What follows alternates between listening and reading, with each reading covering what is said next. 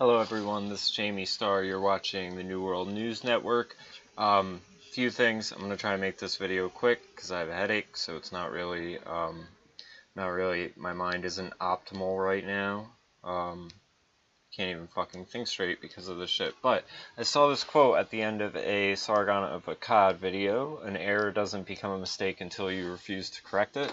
So I just want to say with that, because I don't write these down and I'm not doing too deep into research, anything I say that's wrong, like I said McInnes wrong on my other video, McInnes, I always figured it was that, but I thought it looked different than that, so I would just kind of fuck it up and slur it and hope I would get it right. But with saying anything off the cuff, I probably am saying wrong shit, and if anyone wants to correct me, and especially not be a dick about it, because I'm realizing that there are lots of people flaunting their egos all across YouTube and trying to, go about correcting things or just saying people are outright wrong for some really ridiculous things, and I think it'd be better to have dialogue than to have this sort of dick-waving competition. So, I want to get into something I definitely wasn't wrong about, though, and to kind of demonstrate that I, to some extent, do know what I'm talking about with certain things, that I'm knowledgeable, the occult being one of them, astrology being another factor of that, and sort of just how things all tie together within conspiracies. So, to start this off, so I posted this on Facebook, February 6th. So the Grammys are on Monday, February 15th, the day after Valentine's Day. Anyone want to place a bet on a big celebrity death happening that weekend? And as we all know, Justice Scalia died. At first, I didn't realize how big of a deal this was. I knew he was disliked, so should have probably figured he was a good guy there. But he ended up passing away. And thinking about when I said this, because of the record before it, I'd kind of assumed that it was going to be a celebrity, although David Bowie had died recently. There was a lot of numerology and all sorts of weird shit just sort of worked into that whole situation. Lots of videos out there on YouTube you can check out. And so I should have figured it wasn't going to be a celebrity, although with the Grammys you always sort of lean that way. But it's because of the track record. If you're paying attention to this stuff, things that happen around big holidays or award ceremonies, the pageantry and all that, you had, I believe 2 years ago, Whitney Houston died, and her death was just sort of covered in this Isis goddess rebirthing ritual. We see these rituals at the Super Bowls, the Grammys, and all that. But there's the whole weird story about she's dead in a bathtub like 3 floors up. Everyone's having a party downstairs. All sorts of weird shit. Again, endless videos to look into on YouTube on all this stuff. And one of those videos, though, contained this little bit of information that was like, there was a choice offered between Bobby Christina, her daughter, and her, and she chose herself.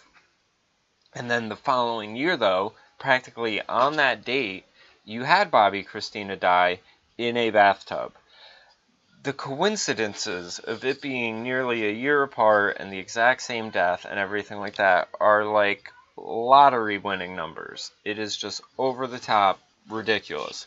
So I was able to accurately make this statement that there was going to be a big death, and it was a political assassination that, again, is just sort of seeped in conspiracies and everything.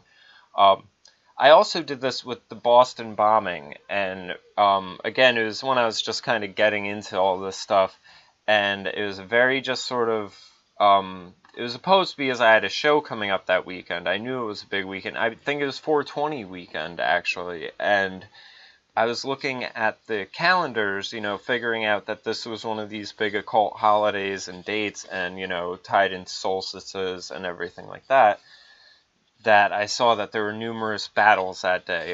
Death by fire, stuff involving the Boston Tea Party, I'm pretty sure, part of World War II, maybe a bombing or something like that. Again, just pull it up, look into it. I'm pretty sure that date was 420 or around there, but it was a fire ritual.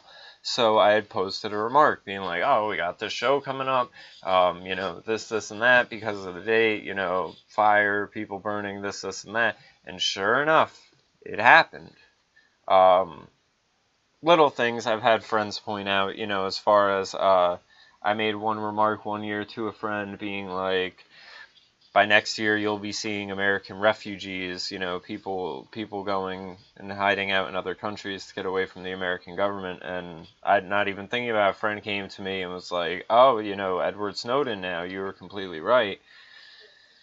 So, again, I don't know everything, but I know a few things, and sometimes I might say something that sounds completely absurd, but sometimes I end up dead on the money.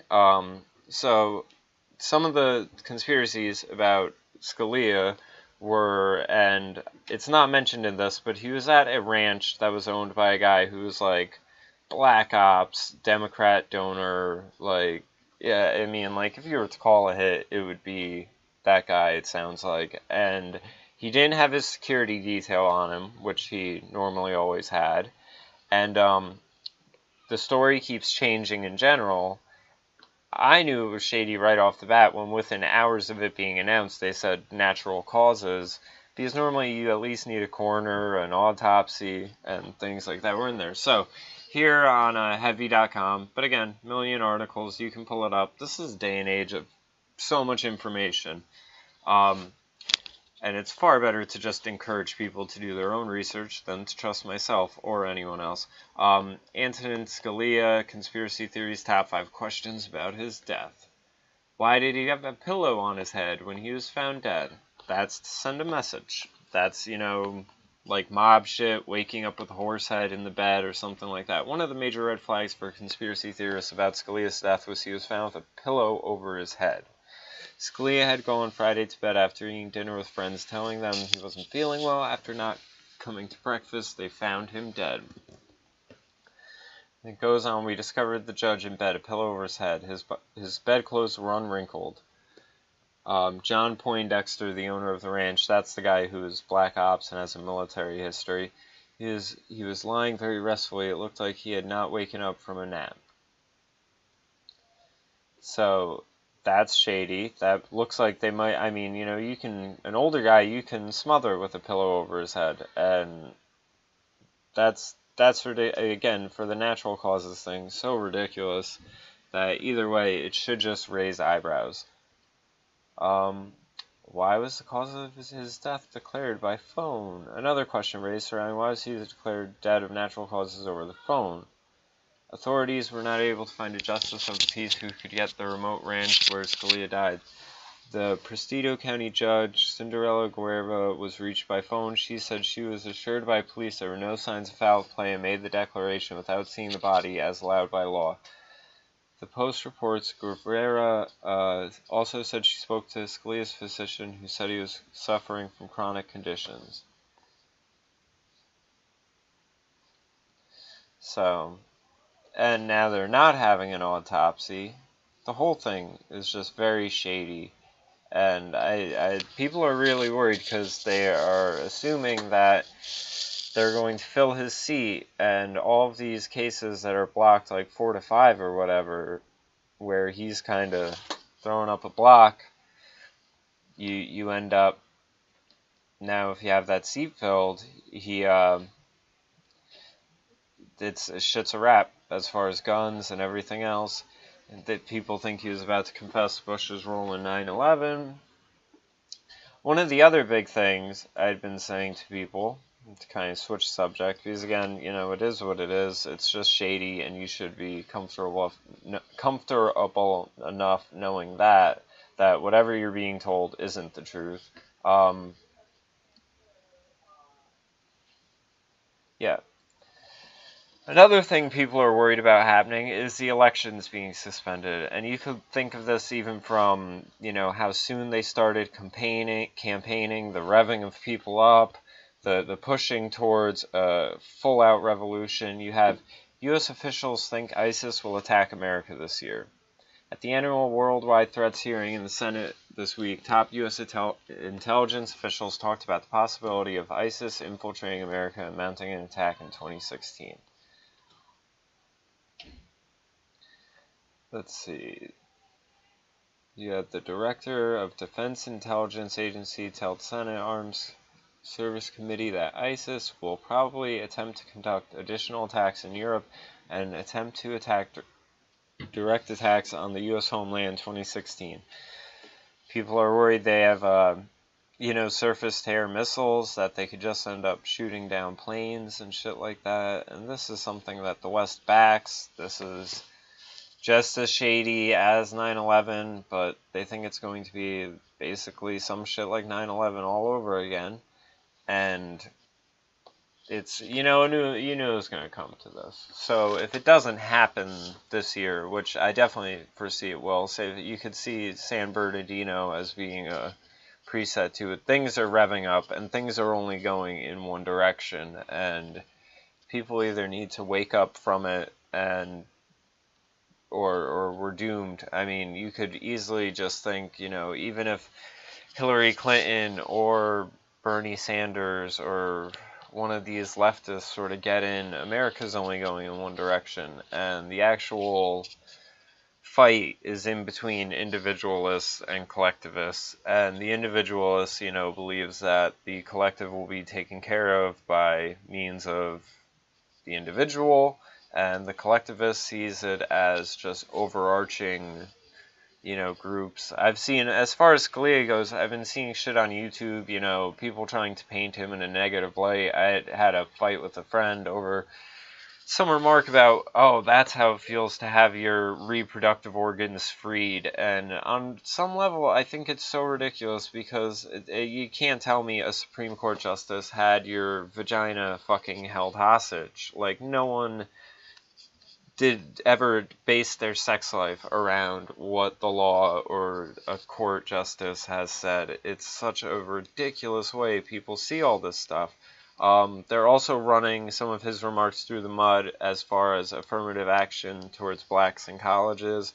And I think it's a completely logical thing to ask when, you're getting data like you're getting, and it seems like kids are mixed matched. Not like they shouldn't be in college at all. Well, on some level, I don't think a lot of people should be in college at all. They should be going into trades. You have an issue with college people and unemployment, and it's because schools aren't teaching people to be innovators. Regardless, I digress. But you're having a mix matching where, a D student will get into an Ivy League school and they're not performing well because they're only at the school to fulfill a quota based on race.